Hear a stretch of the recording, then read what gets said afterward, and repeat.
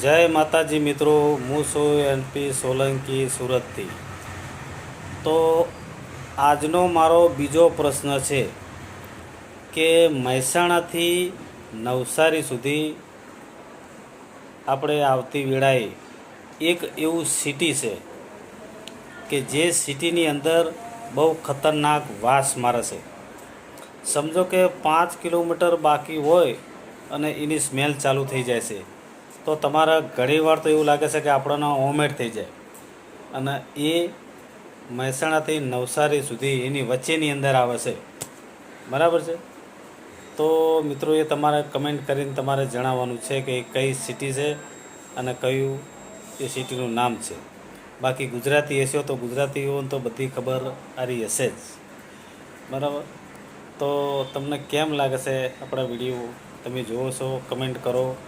બરાબર લાગે છે કે નહીં મને જણાવો તો ખ્યાલ આવે કે ભાઈ આગળ આપણે ઉતારીએ, ચાલુ રાખીએ, બરાબર.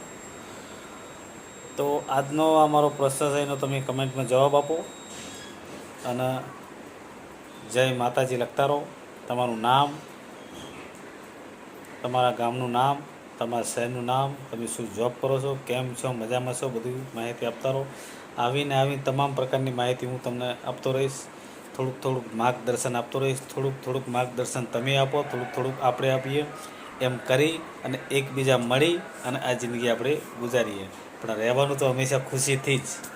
ગમે તેટલું ટેન્શન આવી જાય પણ ગરમ નહીં થવાનું કોઈ દિવસ. મગજ ઠંડુ રાખવાનું. તો આ મારો પ્રશ્નનો જવાબ તમે મને આપો, કમેન્ટમાં જણાવજો કે એ કઈ સિટી છે. મહેસાણાથી નવસારી સુધીની વચ્ચે આવતી બહુ ખતરનાક વાસ મારે છે અને બધાને ખબર હશે લગભગ. છતાંય પણ હું કહું છું કે કમેન્ટમાં લખજો. તો અત્યારે બસ આટલું. હવે કાલે પાછું કોઈ આવું નવું લઈ અને આવીશું અને તમને જણાવીશું.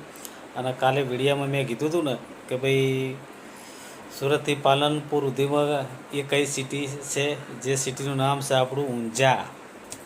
ગુજરાતનો ફર્સ્ટ નંબર. જીરું, વરિયાળી અને ધાણાની વાસ આવે એ સારી વાસ કહેવાય. એ છે મિત્રો ઊંઝા. તો અત્યારે આટલું. નેક્સ્ટ ટાઈમ મળીએ પછી કાલે. જય માતાજી.